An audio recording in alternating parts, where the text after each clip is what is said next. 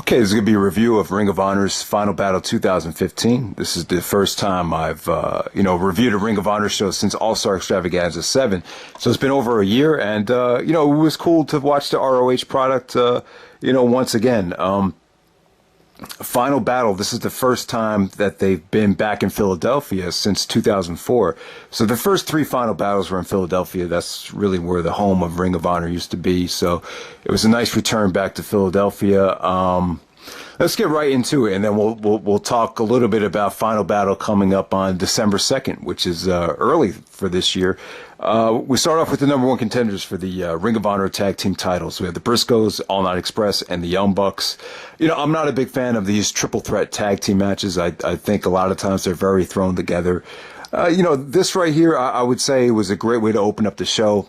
This is the kind of match where you really want to get the fans into it, and that's what it was. You got high energy action from all three teams. The Young Bucks looked awesome here. You had the vintage super kick party, as you would expect. I just thought it was a pleasure to watch all these three tag teams go at it again. They're just really exciting stuff here. The All Night Express, only gripe with the match is the All Night Express kind of got booed out of the building, particularly Red Titus. And it was kind of like X-Pac heat, and that's not something you really want to see on the biggest show of the year. So it was a little bit disturbing. I don't know what it is. I've heard some former YouTubers express to me that Red Titus is kind of a dick backstage, so maybe that has something to do with it, or maybe people just don't like watching him wrestle. In matches like this, he's not really that exposed because he's in there with so much help. So this match was definitely good. A good way to start off the show. One of the brighter spots on the show. Next up, we have the grudge match.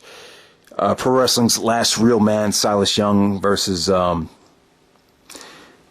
Dalton Castle. This is a rematch from All-Star Extravaganza 7. And, this is a good sports entertainment feud. I could see people that are more into plot-driven storylines really liking this feud. It's not really my cup of tea.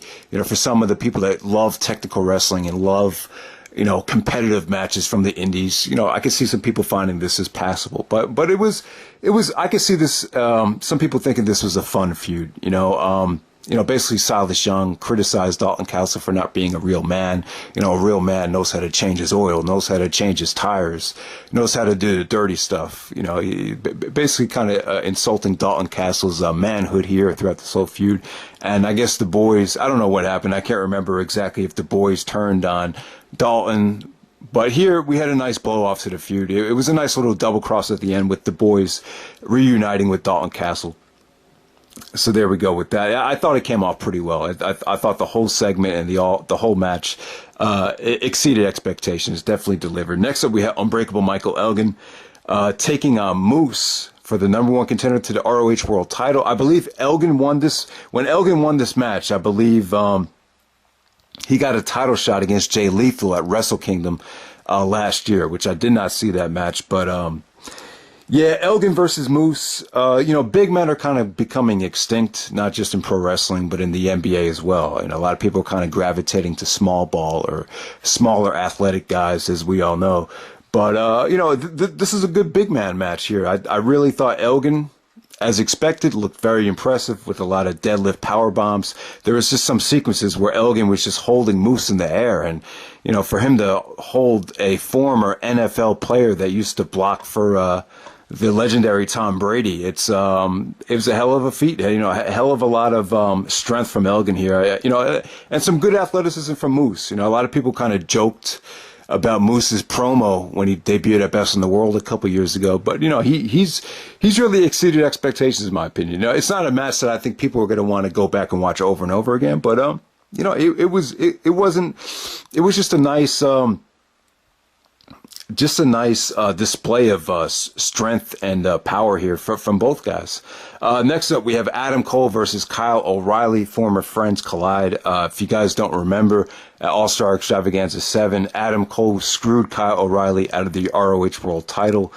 So now we go back to this. To me, these two guys, they just represent the new era of Ring of Honor. When I see these guys wrestle, I think of the Sinclair era, the the post heyday ROH era. So it's really tough for me to get invested in this match. And one of the other problems is when I watch these two guys wrestle, I can't decipher whether it's 2011, 2012, 2015, 2016.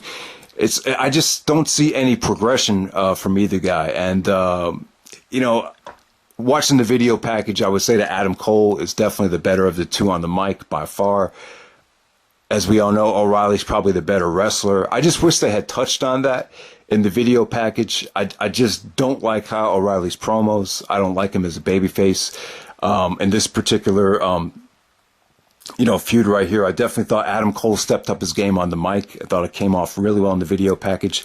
But, watching these two guys wrestle, it's good wrestling. There's some sequences in the match where the fans were chanting, "This is wrestling."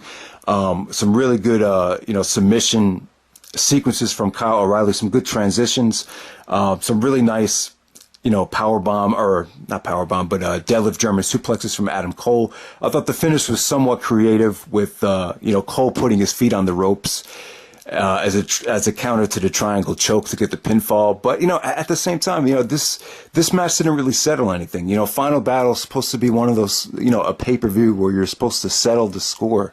The final battle. And really all this match did was just progress the feud into WrestleMania weekend. So I don't know, I'm just kind of burned out from both guys right now. I just feel like this match should have happened back in 2013 or 2014 when Adam Cole was the Ring of Honor champion. I just don't see why Adam Cole gives a fuck as to why he doesn't want Kyle to ever win the Ring of Honor championship. Adam Cole's already been the ROH world champion. So I don't know, I just wish they kind of explored more on the within the actual feud and on the mic, and just kind of go into what people are really saying about both guys. O'Reilly's a better wrestler. I wish Cole could touch on that. Next up, we have the six-man tag match, The Addiction and Chris Sabin versus ACH, Matt Sydal, and Alex Shelley. This was kind of an awkward situation here between Sabin and Shelley. Basically, Shelley was hiding behind the mask, and so it's basically Sabin's team versus Shelley's team. I just feel like with a lot of these guys, they weren't really that supportive of Ring of Honor when they really needed them. A lot of the guys, showed more of a priority towards TNA and Matt Sydal, the WWE, and we're even hearing right now that ACH is not happy with Ring of Honor and might not renew his contract after it expires in December.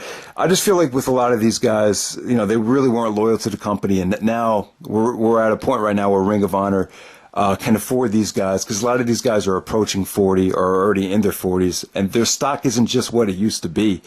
And I felt like this match was really thrown together. I really felt like with the triple threat tag already happening earlier in the night, I just feel like we just really didn't want to see another, thrown together tag match. I just didn't feel like it meant anything. I felt like there was a lot of sloppiness going on. I've just seen better from each and every one of these guys. MVP of the match is probably either Matt Sydal or ACH. They look really good, but Sabin and Shelley, you just kind of get the feeling that their days are kind of the clock is kind of ticking on both of those guys. So I just don't know, but we'll see what happens with the Motor City Machine Guns down the road. Next up, we have Roderick Strong taking on Bobby Fish for the television championship here. And when I saw this match being booked, I kind of knew what to expect. This is one of those Roderick Strong matches where, because he's facing Bobby Fish, I'm just not a huge fan of Fish as a singles guy. I kind of knew exactly how good this match was going to be, and it ended up being exactly what I thought it was. Just kind of average. With Strong, he really needs to be in there. Strong is an incredible wrestler. Definitely one of the best wrestlers ever on the independent scene. But you still need to give him a great opponent for him to reach that level. And this match right here, it definitely had its moments. Bobby Fish did a beautiful Falcon Arrow off the top rope, which really, it got a holy shit chant from the crowd. It really came off great. The finish was kind of borrowed from the Undertaker Brock Lesnar match from SummerSlam a couple years ago with, Strong tapping out, but Todd Sinclair didn't see it. So Bobby Fish was complaining, and then Strong hits him with the high knee right in the face to get the victory. So they kind of borrowed a finish right there. I just wasn't crazy about the match. For Final Battle, you have your best wrestler on the roster, and he's just kind of stuck in this mid-card bullshit match. I just would have expected a lot better out of Roderick Strong as far as the booking goes.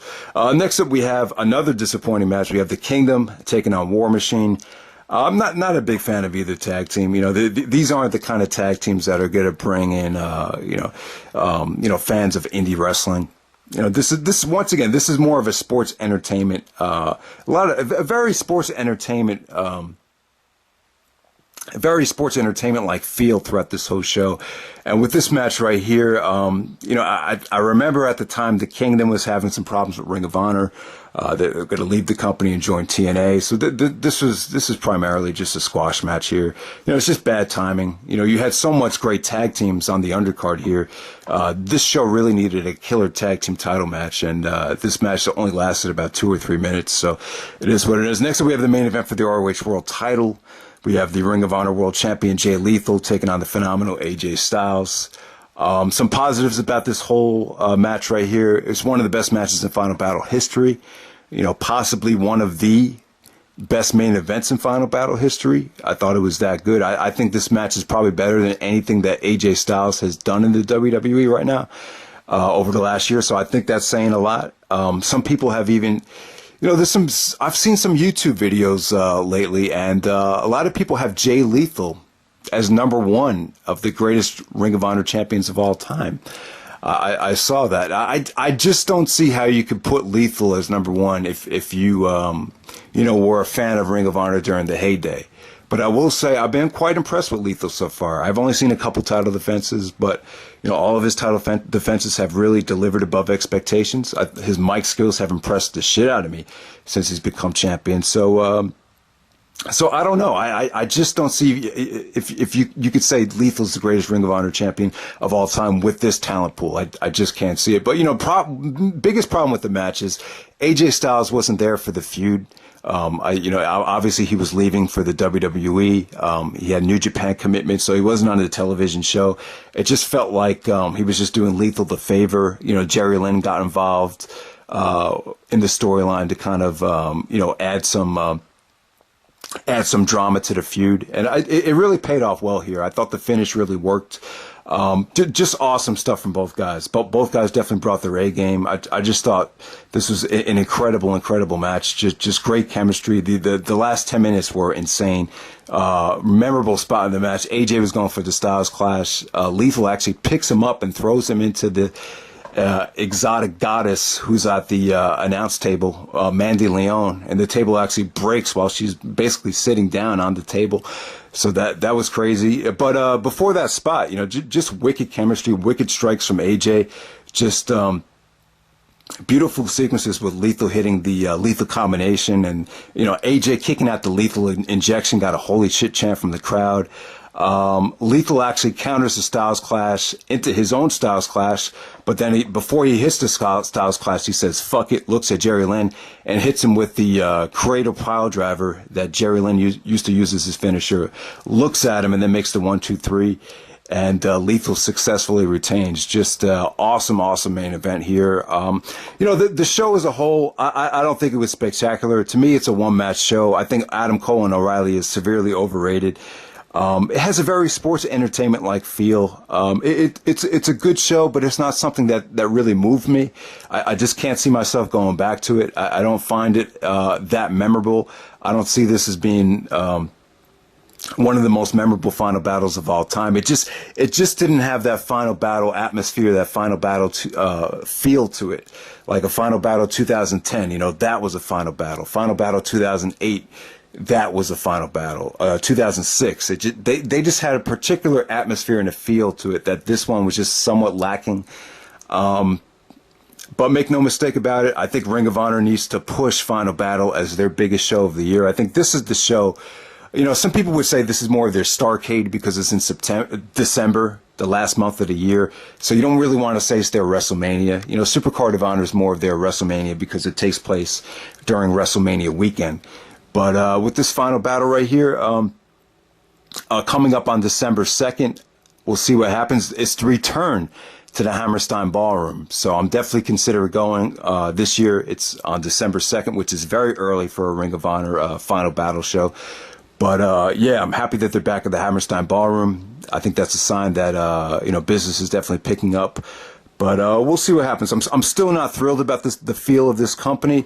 The company definitely needs to feel a little bit more serious. They're not an indie company anymore, some would say. So it definitely feels a lot more playful, and they're trying to appeal to different fan bases. It feels more like TNA than it's ever felt before. So I just got a better feeling from the Evolve Super Show that I recently reviewed. That show just felt more competitive and just more of an alternative to the WWE than this show felt like. But we'll see what happens. I'm actually going to review Supercard of Honor 10 Night 1 next. That's another Ring of Honor show that I do have. And so that's it, guys. Let me know what you thought of Final Battle 2015. I know it's about a year late, but maybe it's appropriate because the next Final Battle is coming up in about a month. So take care and let me know what you think.